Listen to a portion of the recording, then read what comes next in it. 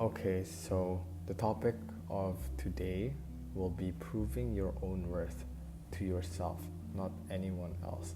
And the reason why I'm talking about this topic today is because I feel like a lot of people are insecure and have bottled up negative emotions, and they have no idea where to place these negative emotions. So that's what I would like to talk about today, how we can translate these negative emotions into power and strength, and using the strength in order to achieve something. And once people are able to achieve something, not for the likes of others but for themselves, they are able to build self-worth and self-esteem. So the reason why I wanted to talk today about it was because I had an experience today where I felt negative emotions, but I was able to use the negative emotions for power in order to do work. I know that sounds a bit odd. So I have not really a script here, but just a couple ideas I want to talk about.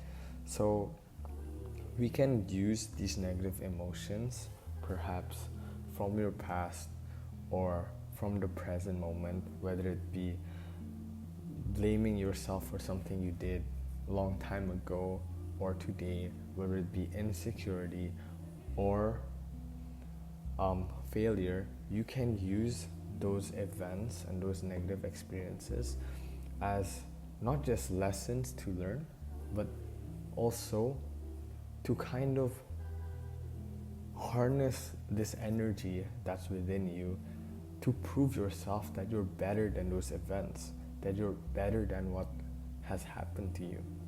But I think the most important thing you have to realize is when you use this inner strength, you don't use it to prove yourself to others. You use it to prove yourself towards who you are as a person. And that is how self-worth is built. By achieving hard things through work, but not for the perception of other people. So you have to also know what is important to you and what is unimportant to you. You can always work towards being likable, proving yourself to others, but is that really going to build your character? No. In my opinion, no.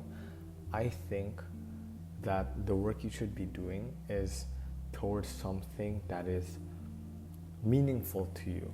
For me, personally, it's being a good dad. It's being a role model for my children. And when I have that personal goal that I don't care about how people will see me, I use that energy healthily. What I mean by that is I work towards something that's healthy, and I use these negative emotions to kind of work towards things and achieve things that I know will help me in the future of achieving my goal of being a good dad, if that makes sense. And yes, that's why it's important to know which goals are actually important to you and not towards other people. I think it's also important that we don't suppress these emotions. So the reason why I say use these negative emotions towards your work is because a lot of people suppress their emotions, they ignore them, they kind of deny them. But I think that's actually not healthy in any way.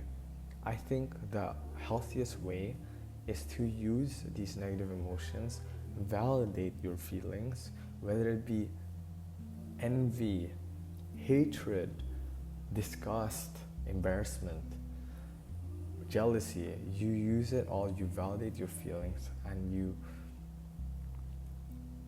you prove yourself for yourself, not other people, with that energy. Because if you suppress your emotions, there will be many consequences.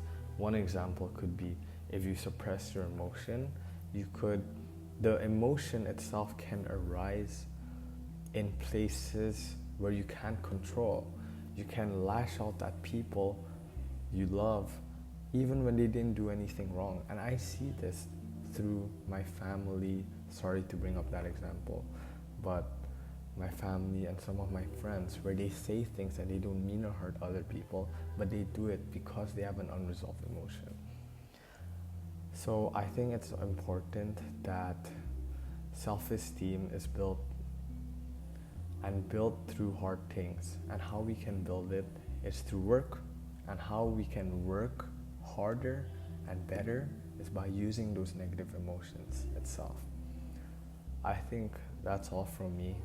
Thank you, and I hope this makes sense, and I hope that it does inspire someone. Thank you.